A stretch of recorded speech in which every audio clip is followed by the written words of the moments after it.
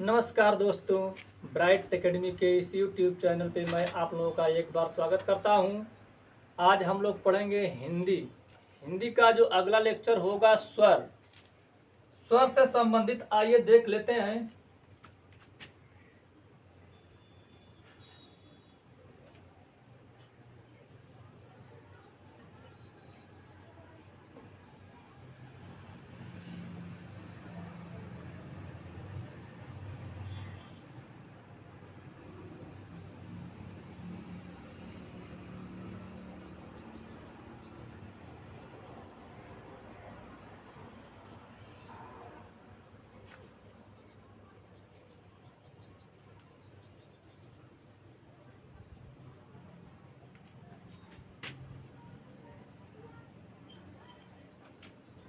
स्वर की परिभाषा।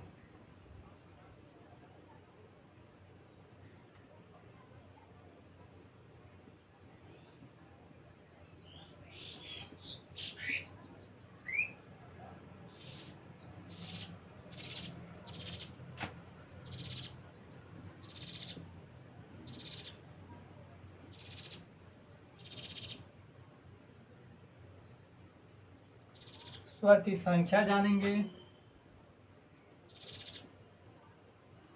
जो मात्रा होती है, मात्राओं की भी संख्या जानेंगे यहाँ पे। और स्वर के भेद जानेंगे।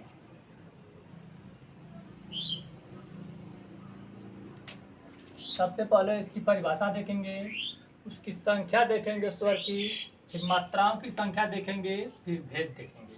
तो आइए इसकी परिभाषा देख लेते हैं।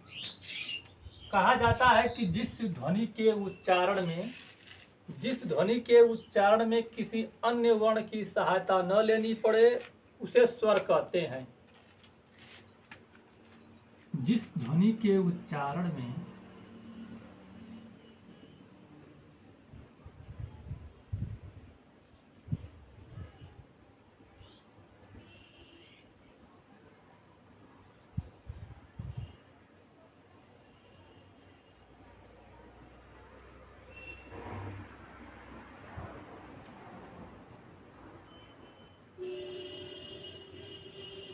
अन्य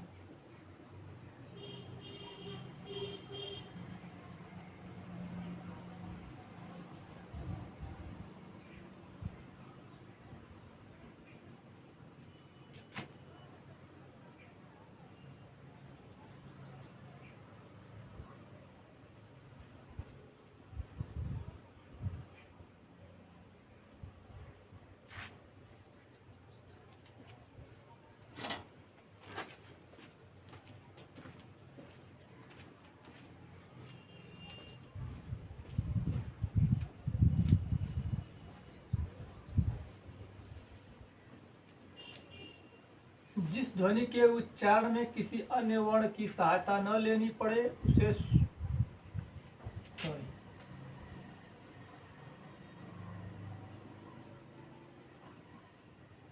स्वर कहते हैं।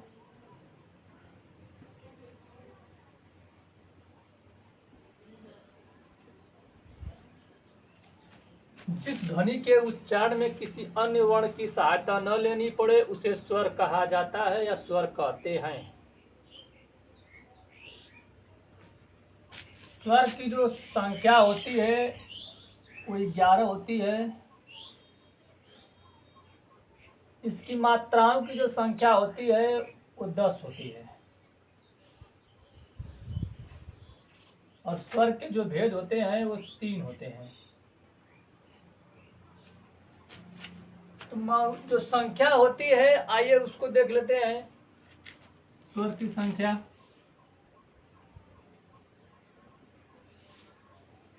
अ, आ, छोटी ई,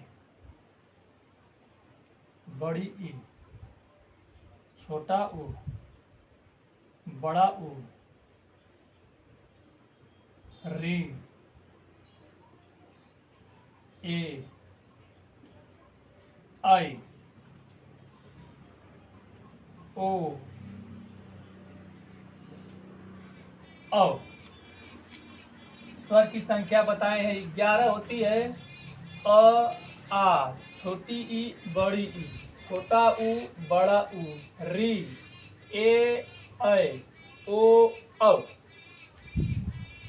मात्राओं की जो संख्या होती है वो 10 होती है। तो आप लोगों के मन में एक विचार बन रहा होगा कि स्वर की संख्या तो 11 है लेकिन मात्राओं की संख्या 10 है, ऐसा क्यों? तो आइए इसको भी देख लें। तो आप लोग देख रहे हैं कि अ एक ऐसा स्वर है, अ एक ऐसा स्वर है जिसकी अपनी कोई खुद की मात्रा नहीं है। अ एक ऐसा स्वर है जिसकी कोई अपनी खुद की मात्रा नहीं होती है। तो इसके स्थान पर हम क्रॉस लगा देते हैं, इसके स्थान पर क्रॉस लगा दिया जाता है क्योंकि अब अ की कोई मात्रा नहीं होती है। तो आइए देख लेते हैं जो शेष बच्चे हैं उनकी मात्रा। आ की मात्रा, छोटी ई की मात्रा, बड़ी ई की मात्रा, छोटा ऊ की मात्रा, बड़ा ऊ की मात्रा, री की मात्रा, ए की मात्रा, ऐ की मात्रा, ओ की मात्रा,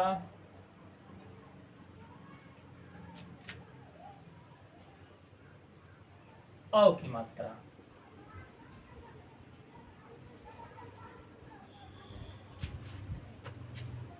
अ एक ऐसा स्वर है जिसकी अपनी खुद की कोई मात्रा नहीं होती है, इसलिए उसके स्थान पर हम क्रॉस लगा दिए। यहाँ पे आ की मात्रा, छोटी ई की मात्रा, बड़ी ई की मात्रा, छोटा ऊ की मात्रा, बड़ा ऊ की मात्रा, री की मात्रा, ए की मात्रा, ऐ की मात्रा, ओ की मात्रा, औ की मात्रा।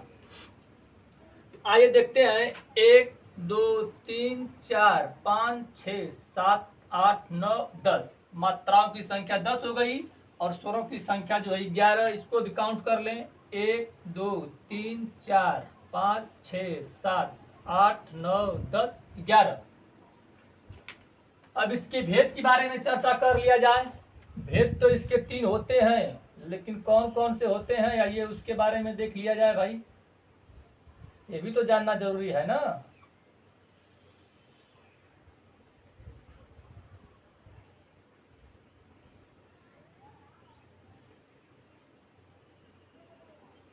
जिसमें से पहला है ह्रस्व स्वर,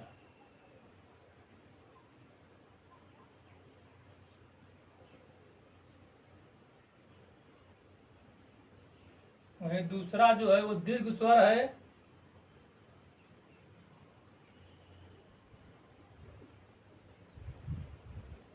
तीसरा है प्लुत स्वर।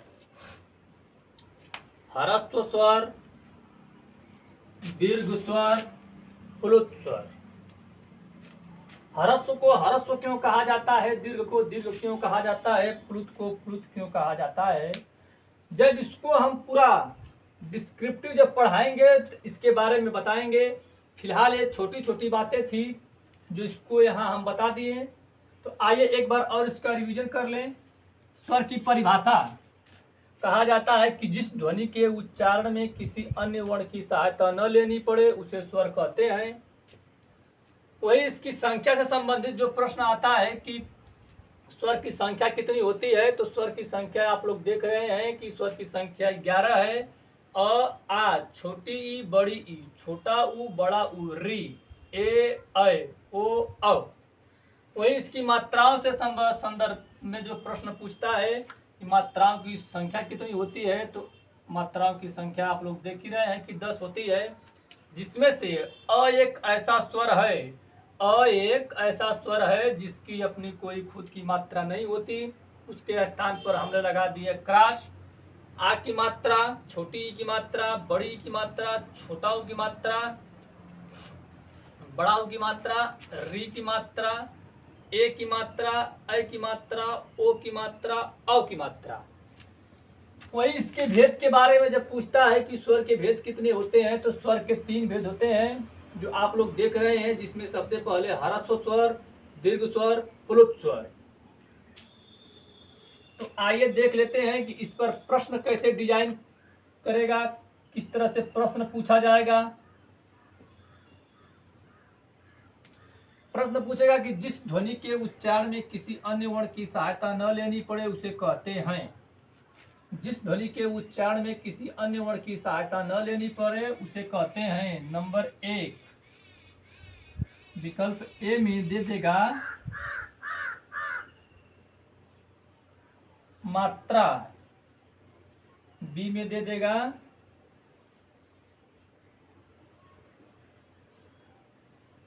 व्यंजन, वहीं सी में देगा स्वर,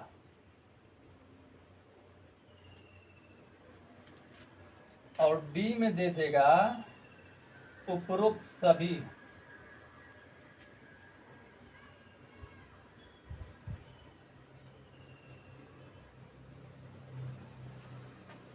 और प्रश्न पूछेगा कि जिस ध्वनि के उच्चारण में या जिस वर्ण के उच्चारण में या जिस ध्वनि के उच्चारण में, आप कुछ भी कह लीजिए, जिस ध्वनि के उच्चारण में किसी अन्य वर्ण की सहायता न लेनी पड़े उसे कहा जाता है। क्या मात्रा कहा जाता है, या व्यंजन कहा जाता है, कि स्वर कहा जाता है, उपरोक्त सभी।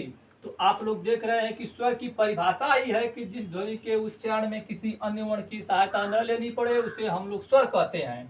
तो आपका विकल्प सी वाला सही हो जाएगा, विकल्प सी वाला सही हो जाएगा। आइए अगला प्रश्न देख लेते हैं।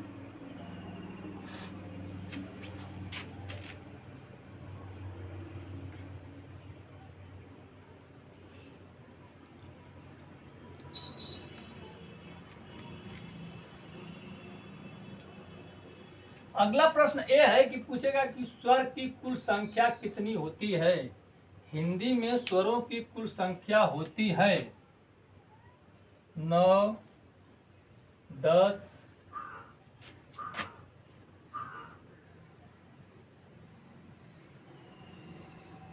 11, 15।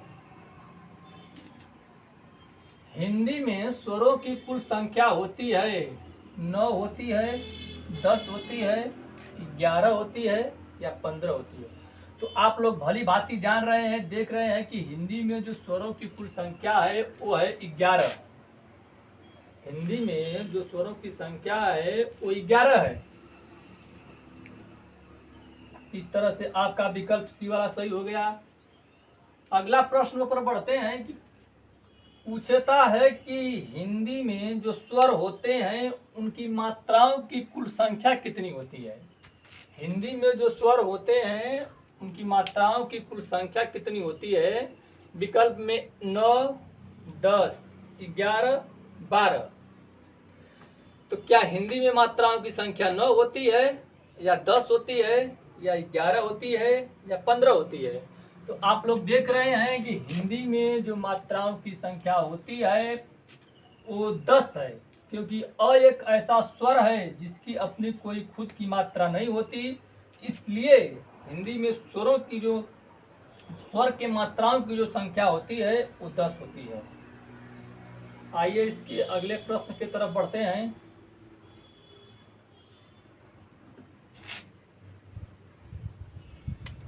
पूछ देगा कि हिंदी में स्वर के कितने भेद हैं।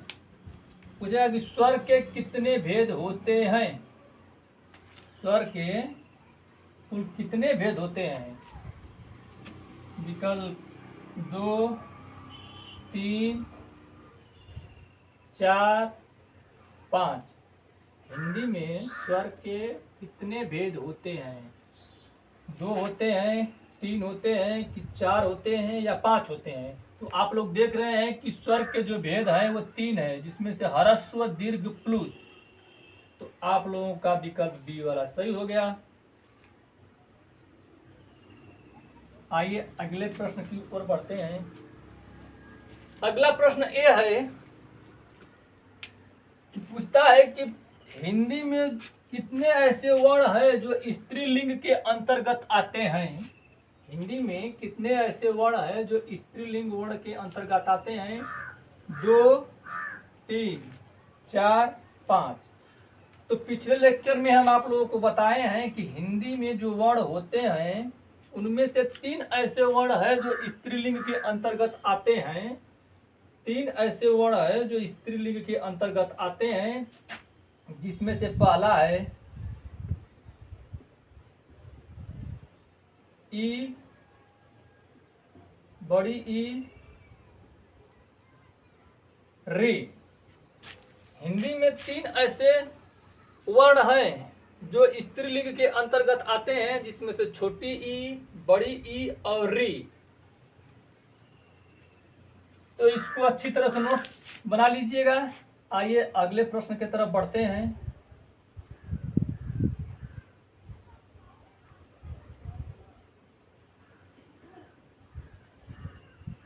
कभी कभी परीक्षा में ये पूछ लेता है कि निम्न में कौन सा ऐसा वर्ण है, निम्न में कौन सा ऐसा वर्ण है जो स्त्रीलिंग के अंतर्गत नहीं आता है।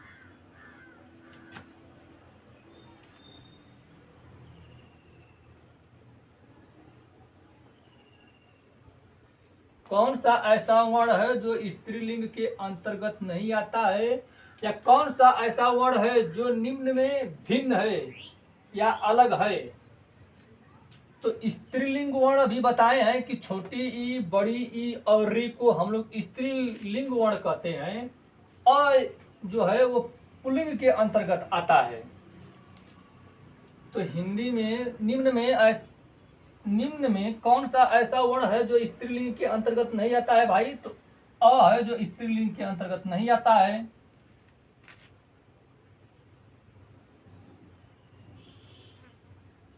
एक बार आप इसका स्क्रीनशॉट ले लीजिए और अच्छे से नोट्स बना लीजिएगा।